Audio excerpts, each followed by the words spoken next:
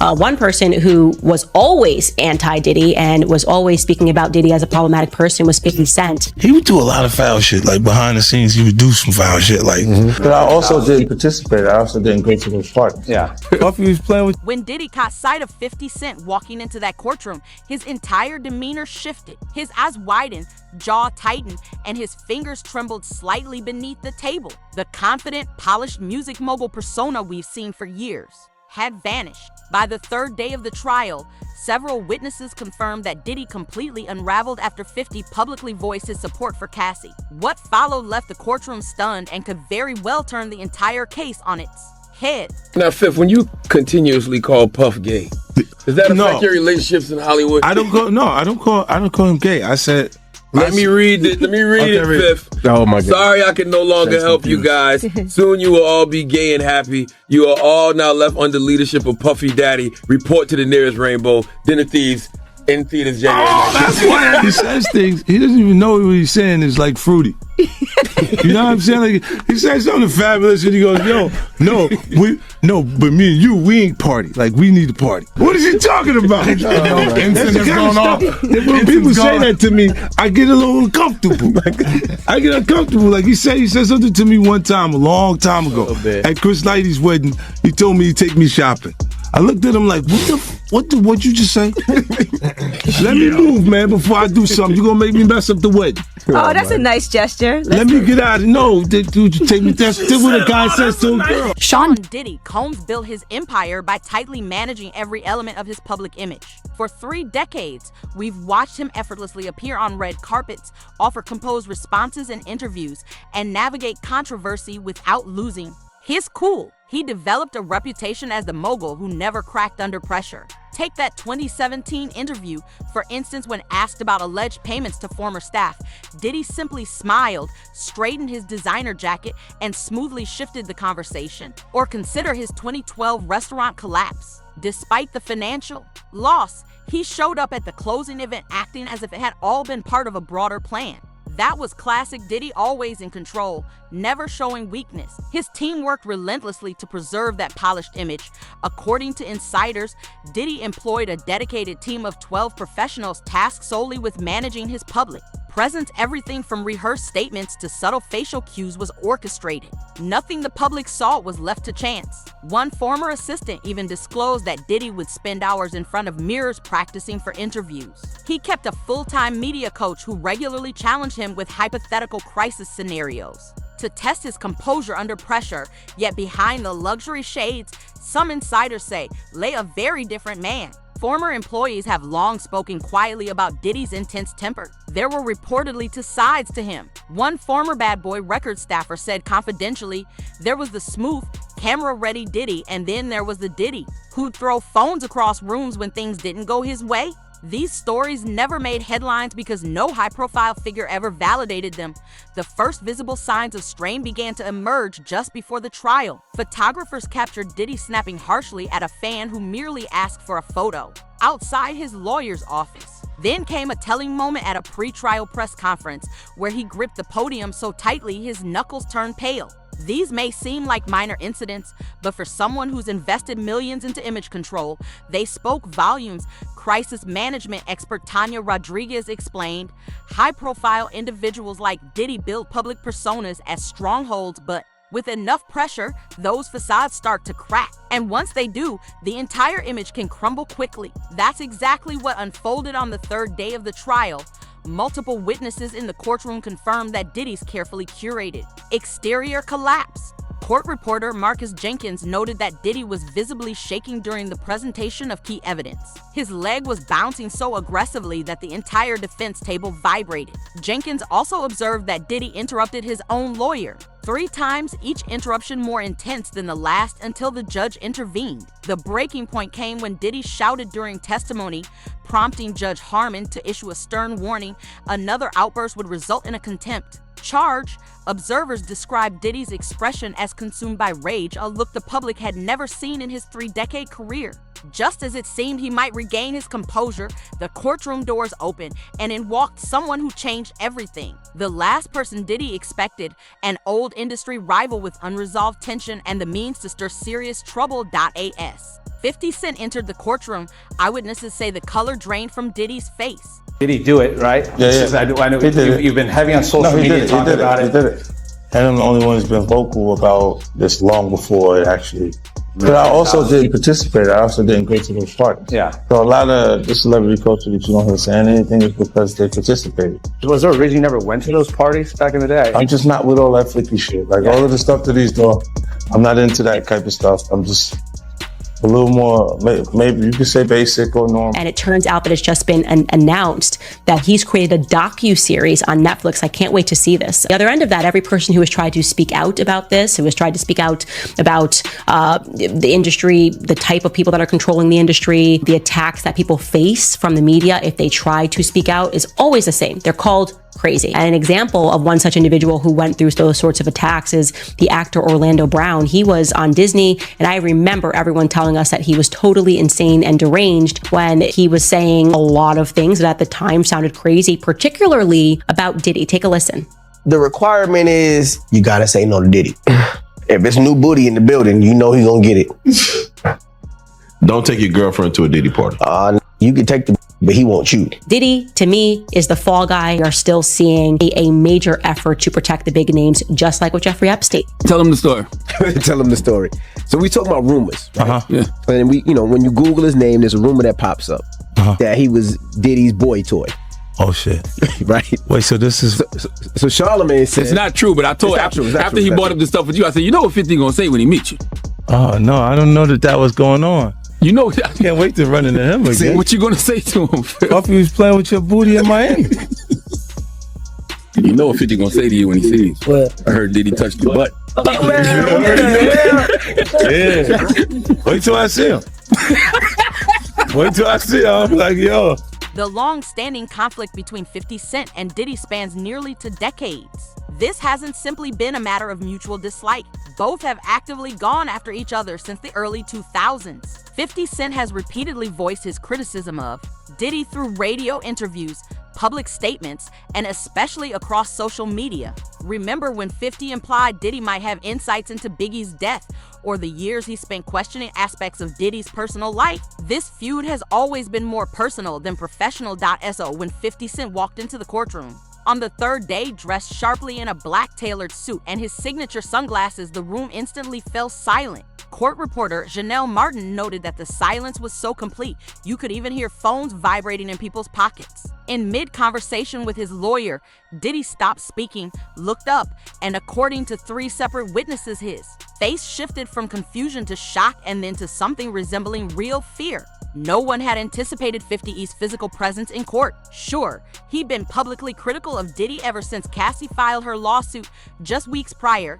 50 shared the now infamous hotel surveillance video allegedly showing Diddy confronting Cassie in 2016, captioning it, "Money can't hide who you really are." That post alone garnered over 12 million views. He followed it with several Instagram updates hinting that he held more potentially damaging information about Diddy's behavior. What most didn't know was that 50 had already been in discreet communication with Cassie's legal team for several weeks. A source close to the matter revealed that 50's representatives contacted Cassie's team shortly after she filed the lawsuit. He expressed his support for her claims and offered to help in any way he could. As the insider explained, 50 has always been strategic when it comes to dealing with his adversaries. Once 50 took a seat near the back of the courtroom, the entire mood shifted. All eyes bounced between him and Diddy as if watching a match unfold. Diddy tried to stay focused on his attorney's notes, but courtroom sketch artists noted him continually glancing over his shoulder with visible tension. Then came a major turning point. During the lunch break, 50 stepped outside to address reporters. He didn't just show support for Cassie, he pledged direct financial backing for her legal battle through his G-Unit Foundation. "I'm putting resources into making sure survivors are heard," he told the press. "And I'm committed to helping more women speak out about powerful men in this business." He added, "This isn't about my history with Diddy. This is about what's right." Inside the courtroom, Diddy's reaction to the news was immediate and intense. Witnesses said he slammed his fist on the defense table hard enough to knock over his water glass. While his attorney tried to calm him, Diddy visibly trembled. Security personnel positioned themselves closer to his side of the courtroom. The timing couldn't have been more difficult for Diddy. Right as this disruption occurred, prosecutors announced their intent to introduce new evidence they claimed would show Diddy had committed perjury. What appeared on the courtroom screens next caught everyone completely off guard. Do a lot of foul shit. Like behind the scenes, he would do some foul shit, like hating on, like doing things with people I'd done business with, that he done business with. He would say shit that I like, he said that to you? Right. I was like, yeah, it's all right. You know what I'm saying? Like, you know, and niggas don't know what they like till they see somebody with it. So they want the girls after you're done with them and shit. Yeah, leftovers. Yeah. You take your leftovers. A lot of niggas have more leftovers.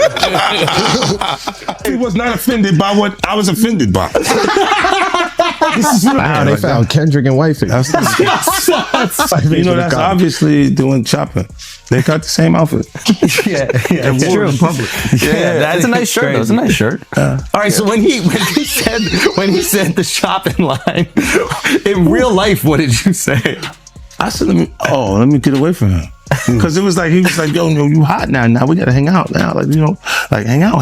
Yeah. He said, I don't know, maybe I take you shopping and I get you some flash and you could give me the hood shit. And I was looking and I was like, let me just move away from him because I'm gonna mess up the wedding. I always say to myself, like, it was someone's wedding? It was Chris Lighty's wedding. It was in Miami. Nori's there. Nori knows this because I looked at him like, yo. The courtroom was already charged with tension following 50 Cent's unexpected entrance. You could sense the anticipation growing as everyone waited for the next development. The prosecution appeared notably confident, carrying a look that suggested they were about to reveal something significant. Your Honor, we intend to present evidence item 47B, the lead prosecutor declared. The defense team immediately showed signs of confusion. According to my source inside the courtroom, Diddy's lead attorney quickly stood and objected, stating, Your Honor, we were never provided with an item labeled 47B during discovery.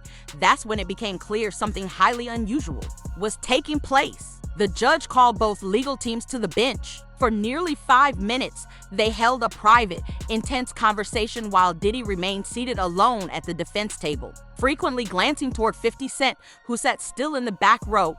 A courtroom artist later shared with me that Diddy began cracking his knuckles one by one, a habit she noted only surfaced when he appeared extremely anxious. When the attorneys returned to their respective sides, Diddy's lawyer looked visibly discouraged.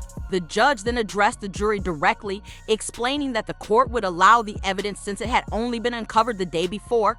The prosecution proceeded to explain they had obtained security footage from Diddy's Miami residence, dated April 2018. As the video played on courtroom screens, the atmosphere shifted instantly. The footage appeared to show Diddy and Cassie in a hallway. Though there was no sound, their body language was clear. Diddy was seen pointing, yelling, and backing Cassie against the wall. Then came the moment that drew audible reactions from the room. Diddy was shown grabbing Cassie by the shoulders, shaking her forcefully, and then pushing her to the ground. Diddy reacted immediately. He jumped to his feet so suddenly that his chair toppled over. That's not what happened, he shouted, before his attorney quickly pulled him back down.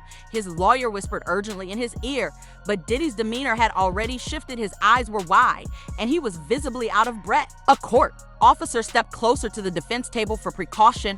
What made this footage especially damaging wasn't just its content, but how it directly conflicted with Diddy's sworn testimony from the day before. He had clearly stated, I have never at any time physically confronted Miss Ventura or any woman. He even added, there are no recordings or evidence of such actions because they never happened, as prosecutors emphasized these contradictions. Diddy's composure completely unraveled. He repeatedly shook his head, spoke under his breath, and at one point even dropped his head onto the table. His attorney asked the judge for an emergency recess, but the request was denied. We will proceed, the judge ruled. Mr. Combs must remain composed. A court officer later told reporters he had never seen a defendant's demeanor change so drastically in one session. It was like watching a person transform before. Your eyes? He said. As court adjourned that day, the release of this evidence sent immediate shockwaves through Hollywood. Messages circulated rapidly in celebrity circles as people reassessed their allegiances. The long-maintained silence around Diddy's behavior began to fracture just as quickly as his composure had in court. And no one could have predicted how quickly some of his high-profile associates would begin to distance themselves. Like all these years, you've been the only one calling this out. I look like I've been the crazy guy for a long They time. say you're a hater. They say you're crazy. You do this, yeah. And now everybody's complaining. My ass is hurting. Like, there's all this shit that's coming. 50, you can't make jokes about it. No. The internet might come for you, bro. All I'm saying it might come from you. You see it now. All of these complaints. People were damn. They were and pillaged. This is what was going on, right? And what do I get for I went through years of a hater. You're a hater. You want this and that. I'm just watching. Like I look at things and go, when you see the new lawsuit coming with Jay, the part with Jay, I go, oh shoot, like. Yeah, I think about it, I go, that had to be there. So when I was saying that he was missing, he just wasn't actively being out there because they was dealing with that. Wait, do you think there's truth to the Jay thing? There's no way. Know. Like that, look, you know what's like if you say, I have this thing where I'm conflicted when it takes you 20 years to remember something happened to you. Yeah. Okay. I don't know. I go, oh, so 10 years, 20 years later, it comes back. And it's like all of Puff's problems are coming from the ministers touching little boys. What you mean? The laws are the way they are because because of the priests. The priests touching little boys. Oh. During this trial, celebrities acted as a strong protective barrier around Diddy. His well-known peers regularly attended his exclusive events, collaborated on music, and publicly defended him whenever controversy arose. This created an environment where Diddy seemed untouchable in the entertainment world. Few were willing to risk their careers by speaking out against him. That all changed by the third day. The incriminating footage allegedly showing Diddy confronting Cassie paired with his visible courtroom breakdown completely disrupted the long-standing silence within the industry. But the real turning point, 50 Cent, by publicly aligning himself with Cassie, he opened the door for others to take a stand. According to an insider I spoke with yesterday, 50's public support gave others the confidence to speak out without being the first. That's exactly what unfolded. Just hours after 50 appeared at the courthouse, the entertainment industry split into clear camps. The unfollowing trend began almost immediately. Usher, who had collaborated with Diddy on many projects, quietly unfollowed him on Instagram. Mary J. Blige, once very close to Diddy during the Bad Boy era, did the same. Justin Bieber, who previously regarded Diddy as a major early influence, not only unfollowed him but also removed all their shared photos. These weren't random actions, they were intentional moves to distance themselves. Social media quickly turned into a battleground. Celebrities began posting cryptic yet unmistakable messages.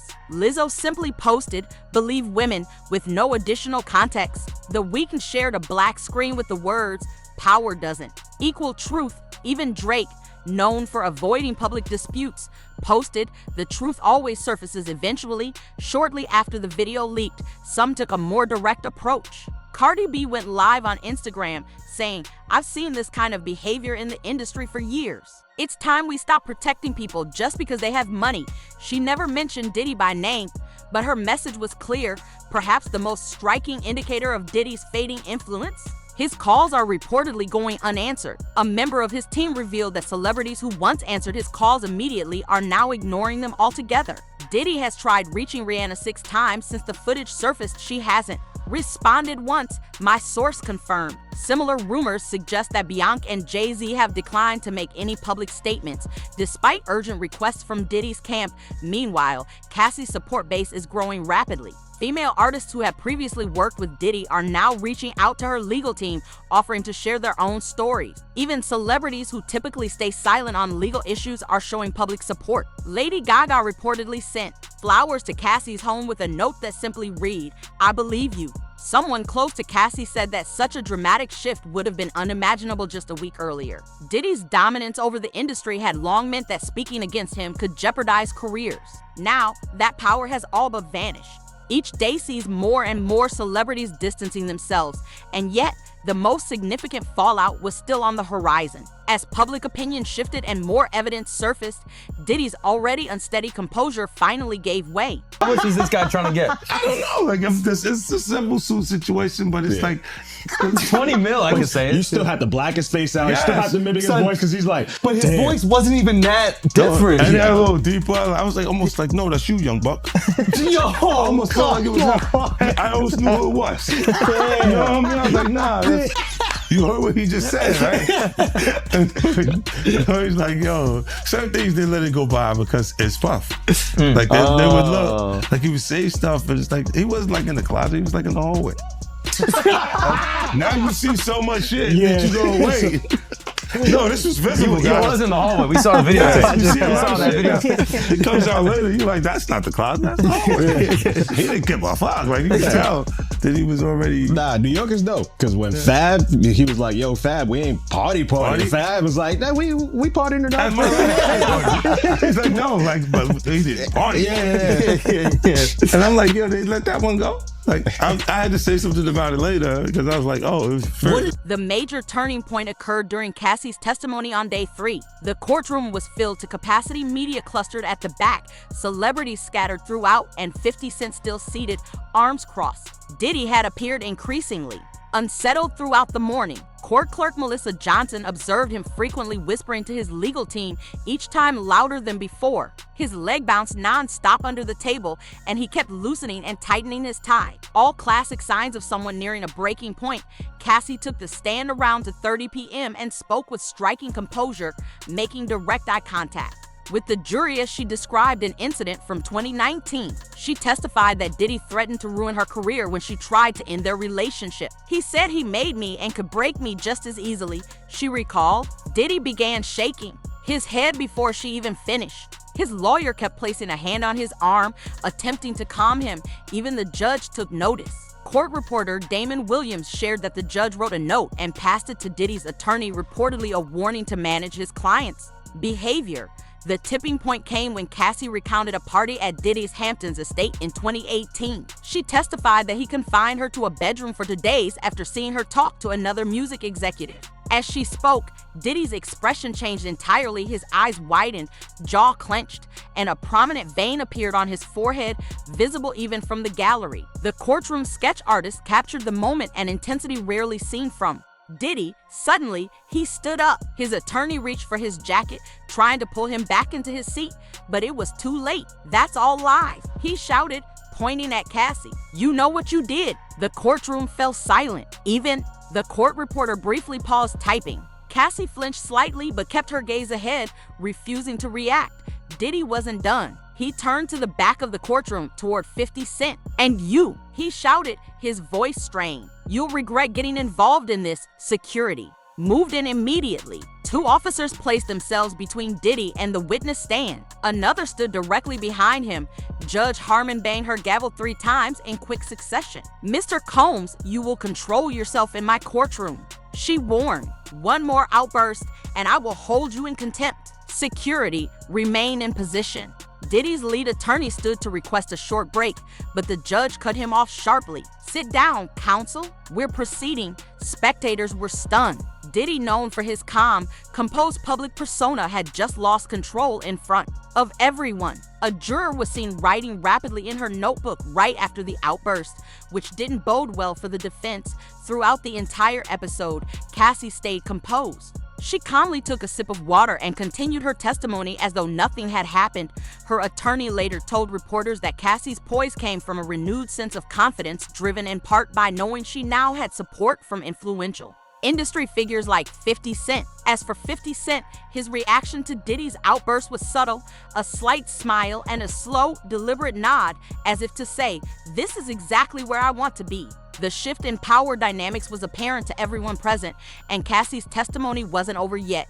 Diddy's legal team immediately went into crisis mode once court was adjourned, their entire defense strategy presenting him as a composed, rational businessman incapable of causing harm crumbled the moment he lost control in the courtroom. A legal source revealed they spent the entire night scrambling to revise their argument. The polished image of a respectful gentleman was no longer viable. Their emergency pivot, casting Diddy as the victim earlier today. His attorneys filed a motion for a mistrial, claiming that 50 Cent's presence was an intentional attempt to provoke Diddy and bias the courtroom atmosphere. The filing even included screenshots of 50 Cent's social media posts as alleged evidence of a coordinated effort to sway public and juror opinion. However, the judge quickly denied the motion, firmly stating that Mr. Combs is solely accountable for his own conduct. Now, Diddy's team is scrambling to adopt a fallback defense that concedes parts of Cassie's testimony while disputing others. Their new approach portrays him as passionate but misunderstood, a complete reversal from their initial portrayal. Meanwhile,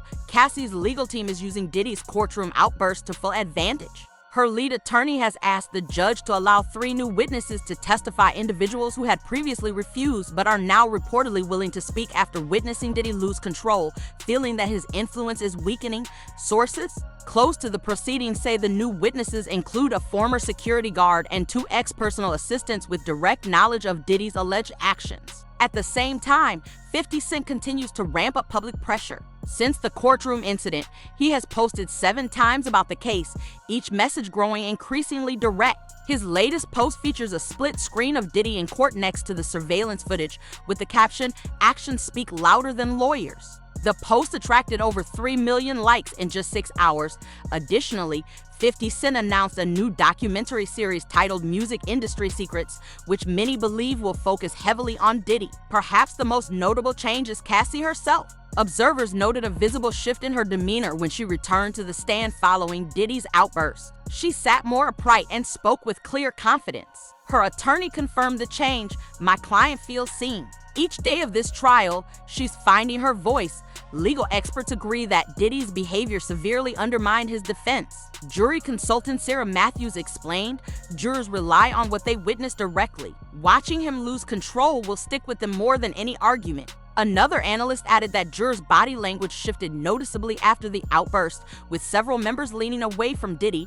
Outside the courtroom, Diddy's business empire is showing signs of serious strain. Stock in his media company, Revolt, dropped 14% immediately after the incident. 3 major brands have reportedly suspended their collaborations with his liquor ventures. His talent agency is said to be reevaluating his representation. Industry analysts estimate he could face business losses of up to $200 million regardless of how the case ends.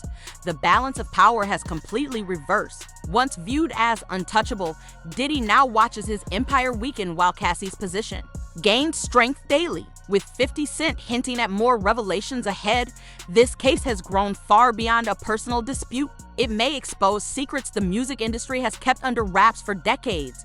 The industry's power structure has been radically altered overnight. Diddy, once feared and respected for his control over narratives, now sits in court unable to manage the fallout. Meanwhile, Cassie, once hesitant to speak, stands more confidently each day, backed by allies no one anticipated.